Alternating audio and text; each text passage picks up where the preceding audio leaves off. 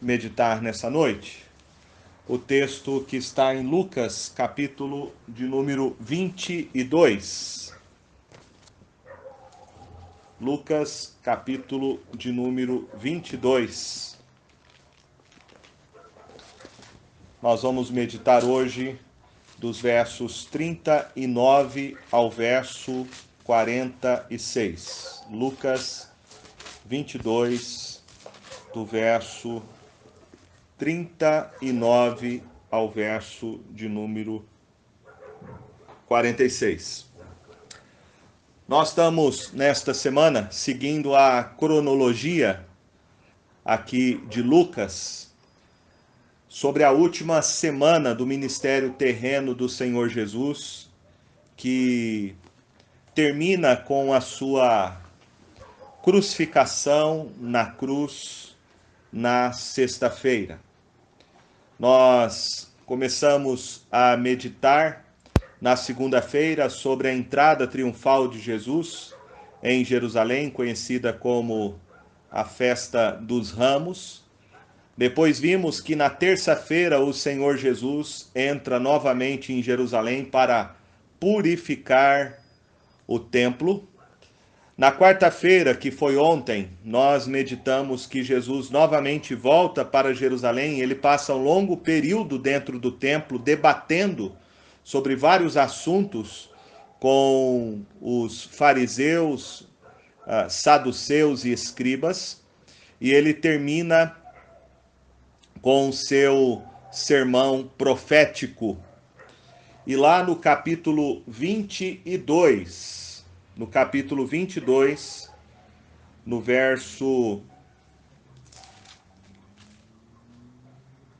verso de número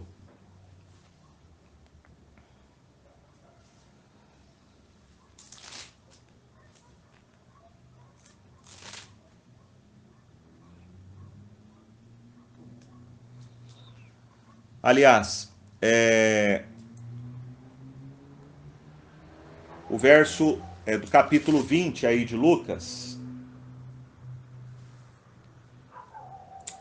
Verso 21, capítulo 21, me desculpem, eu fiz confusão aqui. Capítulo 21, verso 37.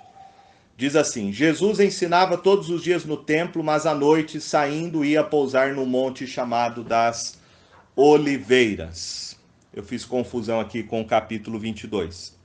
Então, todos esses dias, Jesus, ele ia para Jerusalém e ele voltava para a casa das irmãs, né, Marta, Maria e Lázaro, cidade que ficava próximo a Jerusalém, que era Betânia. Isso aconteceu na segunda-feira.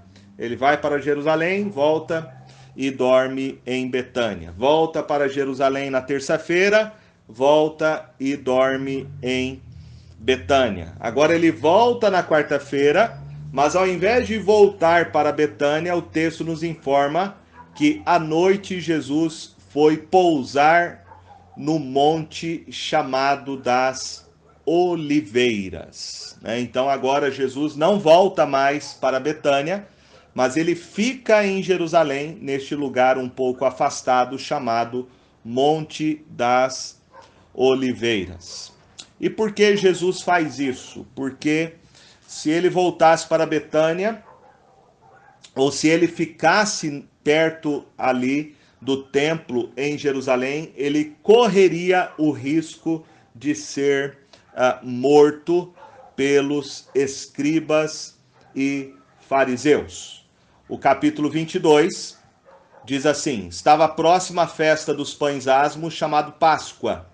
Preocupavam-se os principais sacerdotes e os escribas em como tirar a vida de Jesus, porque temiam o povo. Então, já havia um plano dos próprios sacerdotes, os líderes do ofício sacerdotal que cuidavam do templo, dos fariseus e dos escribas, de como que eles iriam tirar a vida de Jesus.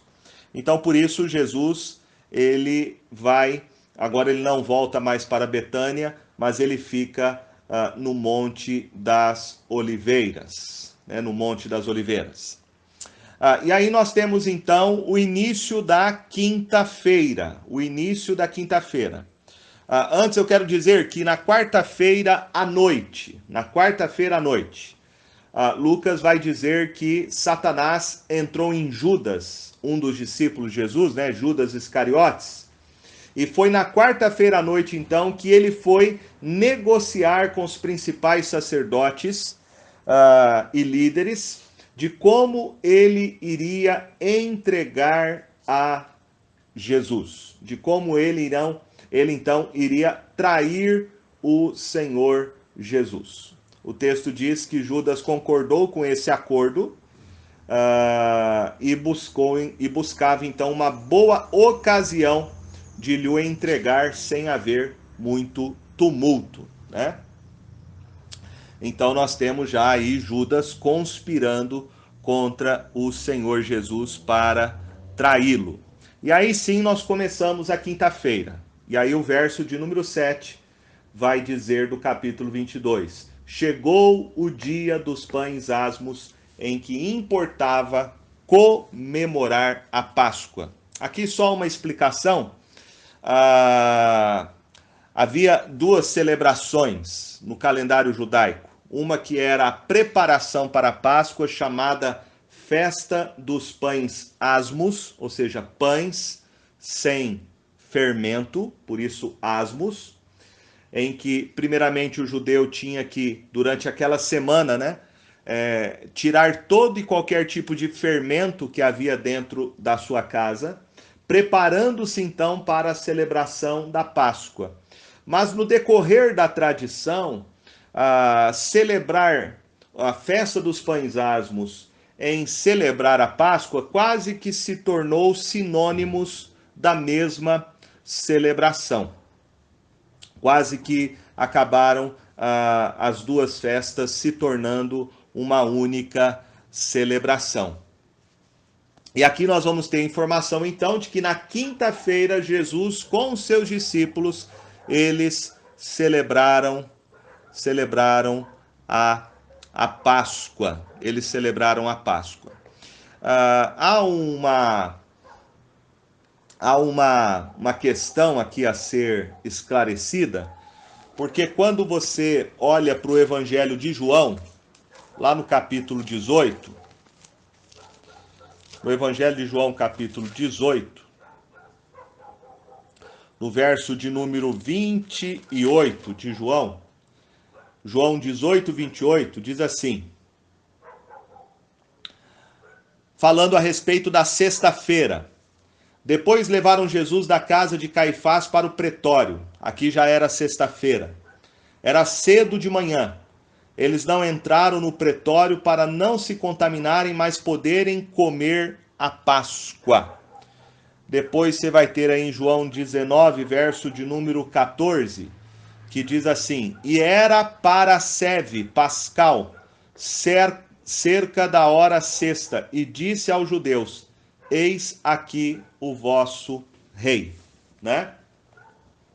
Então, nós temos aqui uma informação de que alguns celebravam a Páscoa na sexta-feira. E aí você vai ter Jesus com os seus discípulos celebrando a Páscoa não na sexta-feira, mas celebrando na quinta-feira. Então você tem aqui dois calendários. Essa é a explicação. João aqui não está contradizendo Lucas e nem Lucas contradizendo João.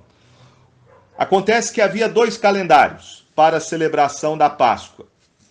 Um calendário que era seguido pelos judeus que viviam na região norte de Israel, na região ali da Galileia,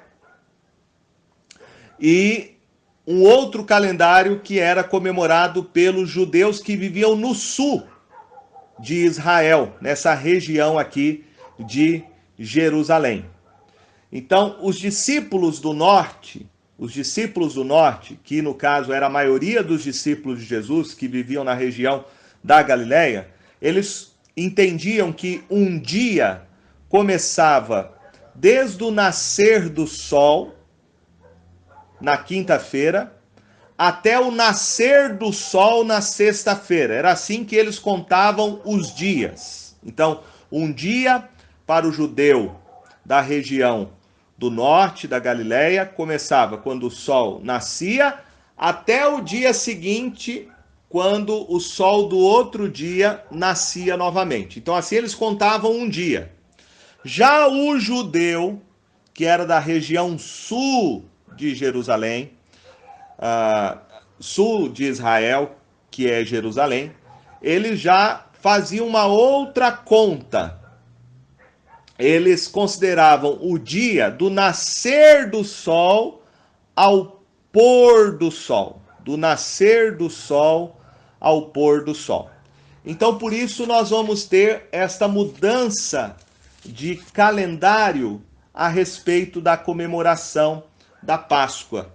Enquanto Jesus, com os seus discípulos, que vêm da região da Galileia, começam a celebrar a Páscoa na quinta-feira e terminam a celebração, na verdade, de madrugada, né, quando Jesus é traído por Judas Iscariotes, da madrugada de quinta para sexta-feira, os judeus da região de Jerusalém vão comemorar a Páscoa no dia seguinte, que é sexta-feira. Então, só para os irmãos entenderem essa questão do calendário. Havia, então, 2 calendários para a celebração da Páscoa que estava relacionado ao entendimento de como os judeus da região norte e sul de Israel compreendiam, então, como eles contavam os dias. Havia essa diferença.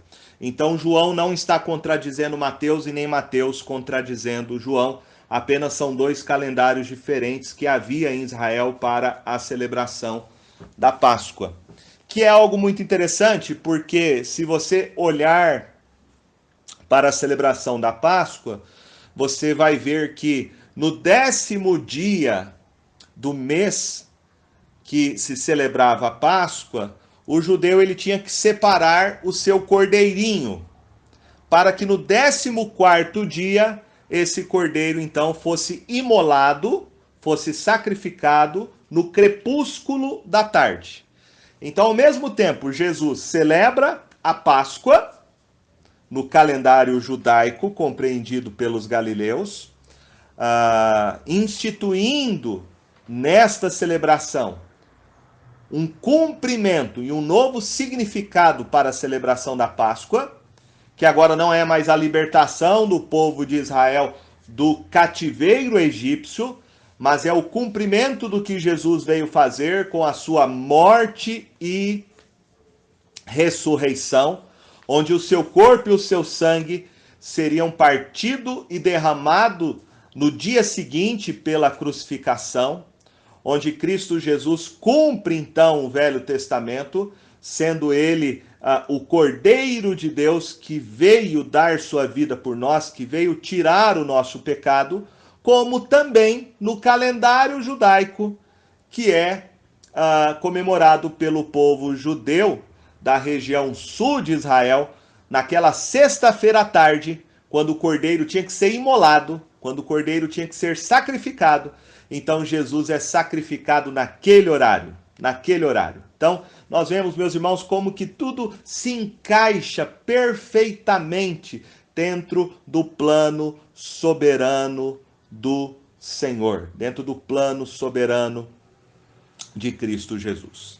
Então, aqui na quinta-feira, o Senhor Jesus, ele celebra a Páscoa com seus discípulos, ele institui no lugar da celebração pascual judaica agora a ceia do Senhor. Esta é a razão pela qual nós não celebramos a Páscoa, ou seja, a nossa Páscoa não é a Páscoa judaica, a nossa Páscoa é todas as vezes que nós comemos o pão e nós bebemos o cálice, lembramos que Cristo Jesus é o nosso Cordeiro Pascal. Depois você vai ter uma grande discussão dos discípulos, quem é o maior no reino dos céus. E lá no Evangelho de João você vai ter mais informações sobre esse dia, porque é o último discurso que Jesus faz, que começa lá em João capítulo 13 e vai até João capítulo 17, né? onde Jesus lava os pés dos seus discípulos, ensinando o valor da humildade, do que ele veio fazer, de que ele veio dar sua vida por nós, onde ali Jesus fala a respeito do Espírito Santo que viria sobre os seus discípulos. Ele fala para os discípulos não ficarem perturbados, porque ele está indo para preparar um lugar para eles. Ali você vai encontrar a oração sacerdotal de Jesus para os seus discípulos. Tudo isso acontece na quinta-feira. E aí Lucas vai narrar para nós que após esse longo discurso que Jesus faz, que você encontra em João, do capítulo 13 ao 17, ele narra, então, que depois disso tudo, Jesus, então, sai desta grande casa, deste cenáculo, onde ele estava com seus discípulos, e aí o verso 39 diz, lá de Lucas 22, e saindo foi como de costume para o Monte das Oliveiras, e os discípulos o acompanharam. Então nós vamos ter aqui um dos momentos mais difíceis para o Senhor Jesus. É um momento que ele ora intensamente. O texto fala que ele foi, como de costume, para o Monte das Oliveiras, né? Em outros evangelhos, você vai ter a expressão que ele vai para um jardim. Esse jardim ficava no pé do Monte das Oliveiras, a leste de Jerusalém, após atravessarem o Vale de Cedron. Havia um jardim no pé deste Monte das Oliveiras, que é chamado de Getsêmani. Você vai encontrar essa informação lá em Mateus, capítulo 26. E a palavra Getsêmani é uma transliteração do aramaico para a palavra Get-Shemen, que significa o lugar do óleo prensado. Lugar do óleo prensado. Provavelmente era um lugar no passado, onde se prensava o óleo da oliveira, né? O óleo da azeitona. E é interessante que é nesse jardim, alguns sugerem, um jardim particular, provavelmente de algum dos discípulos de Jesus, alguém abastado, que está anônimo aqui no texto, que pode ter sido alguém que foi quem arrumou aquele jumentinho para Jesus entrar na segunda-feira, que também preparou esta casa, este cenáculo, para Jesus celebrar e passar as últimas horas com seus discípulos na celebração da Páscoa. Então esse jardim poderia ser o jardim de algum dos seguidores de Jesus que era rico, que era abastado, um jardim particular. E Jesus vai ali com seus discípulos. E aqui, meus irmãos, nós vemos a grande luta que Jesus teve em oração com o Pai. Nós podemos dizer que essa oração de Jesus foi uma batalha espiritual. Foi uma batalha espiritual. O verso de número 53 diz assim: diariamente, estando eu convosco no templo, não pusestes as mãos sobre mim, no momento que Jesus é preso, né? No Jardim das Oliveiras, no Getsêmani. Esta, porém, ele diz, é a vossa hora e o poder das trevas. Esta é a vossa hora e o poder das trevas. Ou seja, esse momento foi um momento de intensa batalha espiritual. O diabo, desde o início do ministério terreno de Jesus, tentou impedir Jesus de ir para a cruz do Calvário. Lembra que durante a tentação, o diabo fez 3 propostas para Jesus, para que ele trocasse o caminho da cruz, o caminho do sofrimento, por um outro caminho mais fácil. E agora Satanás está tentando Jesus novamente, reunindo todas as suas forças para impedir Jesus de ir para a crucificação. Por isso eu digo que aqui nós temos uma oração de Jesus que é uma verdadeira batalha espiritual. Uma batalha espiritual. E nós podemos aprender algumas lições desta batalha espiritual. A primeira lição que nós aprendemos é que a oração de Jesus no jardim do Getsêmani foi uma oração habitual e regular. O texto fala, e saindo foi como de costume para o Monte das Oliveiras. Então, Lucas aqui nos descreve que Jesus ia rotineiramente, costumeiramente. Quando Jesus subia para Jerusalém e ele ministrava, o lugar que ele sempre procurava era o Monte das Oliveiras. Nós podemos entender que durante o dia ele ministrava em Jerusalém, à tarde ele subia ao Monte das Oliveiras e orava, e à noite, então, ele descansava. Então, o Monte das Oliveiras é um lugar de oração que Jesus procurava ter comunhão com o Pai.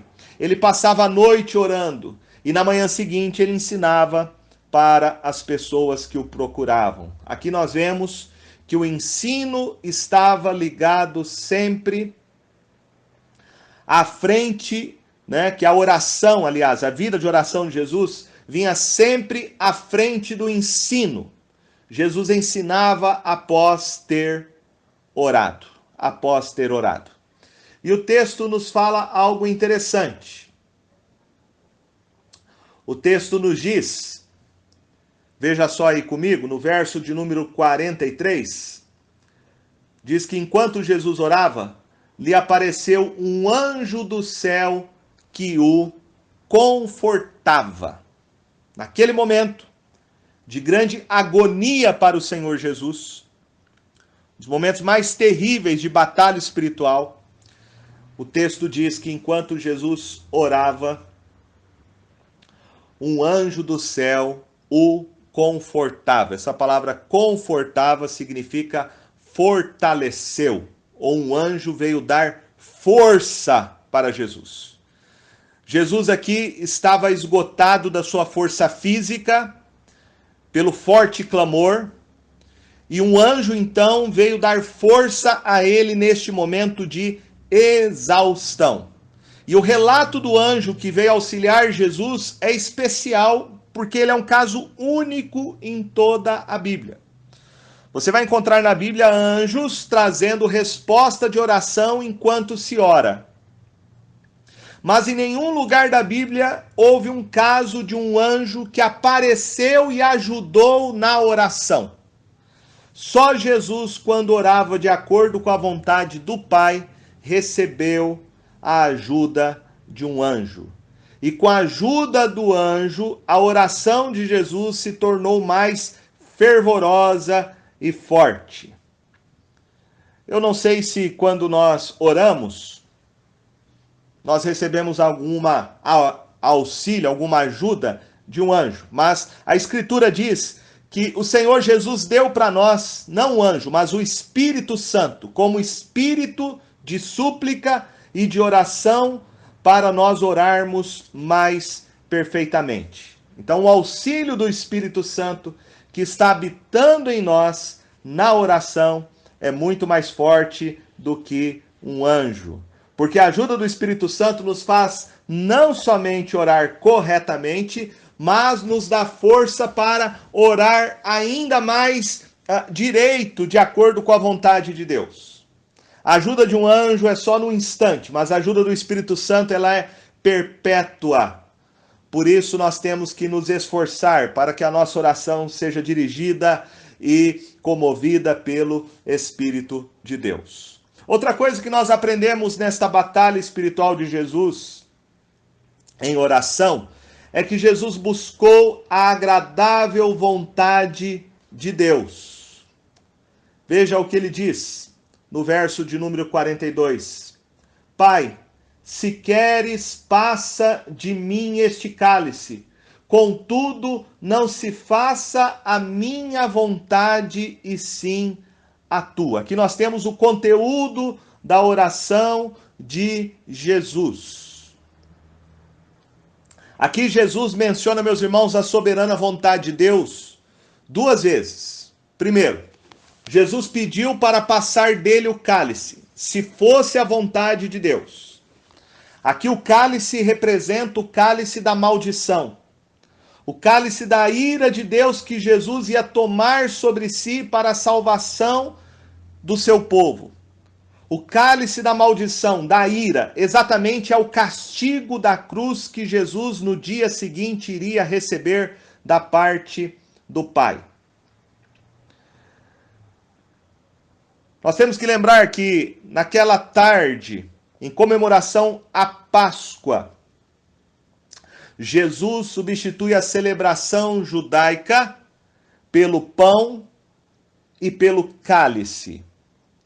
Jesus celebrou com seus discípulos, tomando um cálice, dizendo que este é o cálice da nova aliança do meu sangue, que será derramado por vós, bebei dele em memória de mim. O cálice que os discípulos tomaram é o cálice da salvação. O cálice que os discípulos tomaram é o cálice da graça. É o cálice do perdão, é o cálice da bênção. Mas o cálice que Jesus ia tomar no dia seguinte, na crucificação, era o cálice da ira de Deus pelos nossos pecados. Nós aprendemos aqui, meus irmãos, que Jesus orou, ele orou. A súplica dele era para que Deus permita que o caminho da salvação pudesse ser realizado, em primeiro lugar, sem que ele tomasse este cálice. Por isso que ele diz, Pai, se possível, passa de mim este cálice. Quer dizer, Pai, se possível, salvar este povo sem tomar o cálice, era este o caminho que eu gostaria de passar. Era este a minha escolha.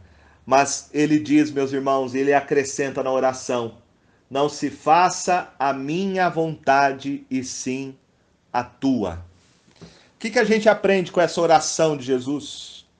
A gente aprende que Jesus está aqui centralizado na soberana vontade de Deus e no plano da redenção de Deus para o seu povo.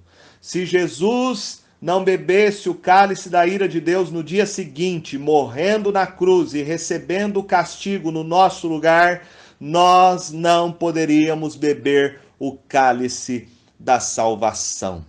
Nós não poderíamos beber o cálice da graça. Nós não poderíamos beber o cálice que simboliza o sangue que ele derramou para a remissão dos nossos pecados. Então nós aprendemos aqui com Jesus, meus irmãos, que nós temos que orar para cumprir a vontade de Deus. E esta é a oração correta. Esta é a oração que agrada a Deus.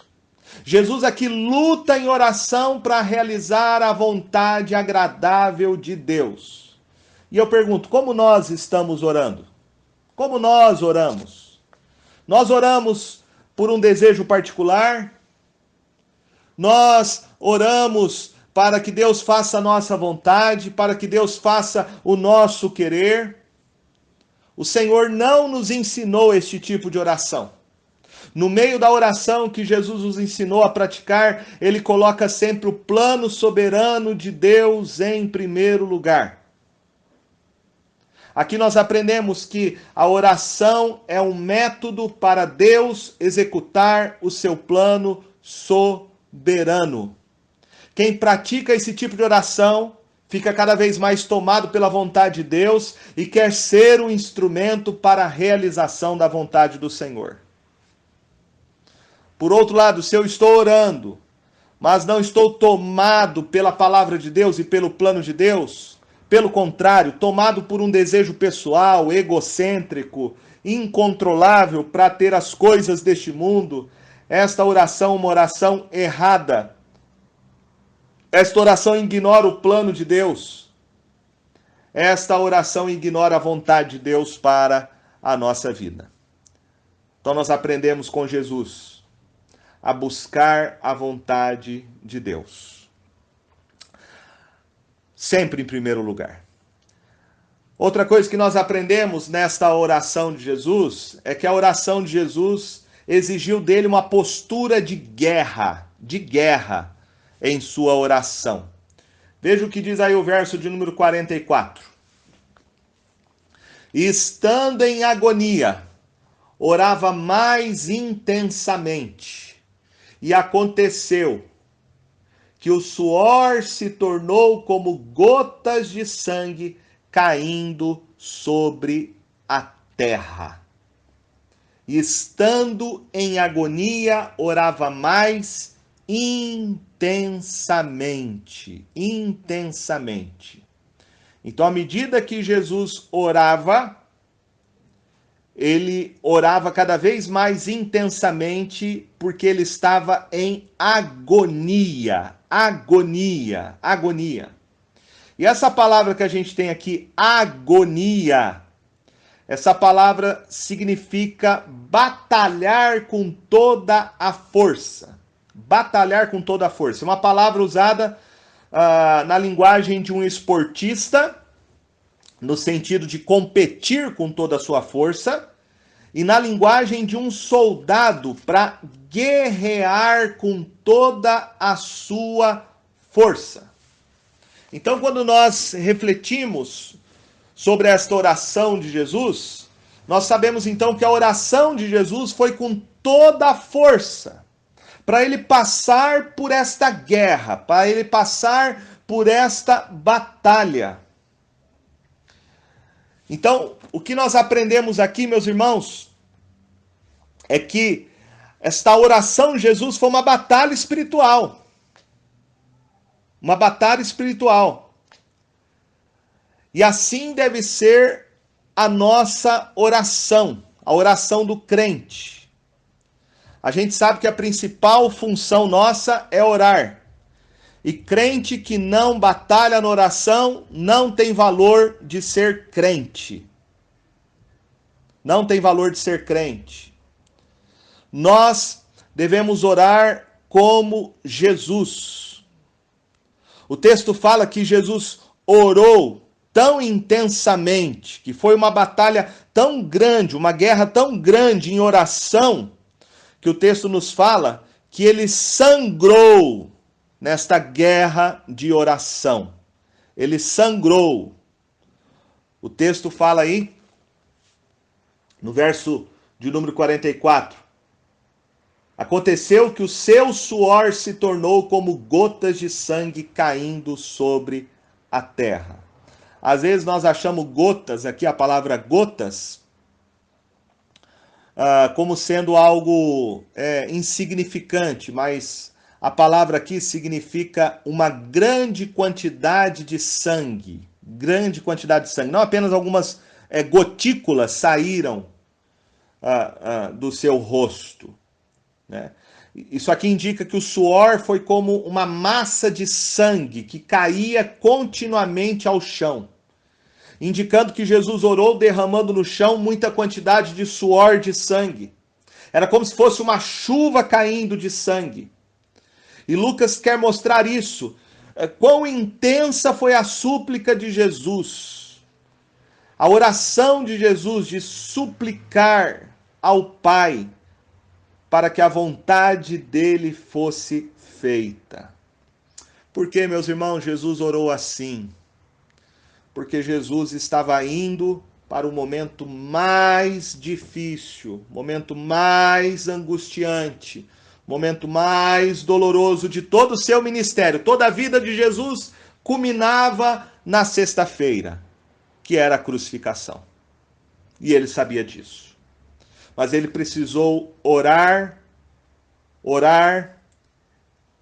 como homem, para buscar forças nos planos do Pai, para realizar a sua vontade.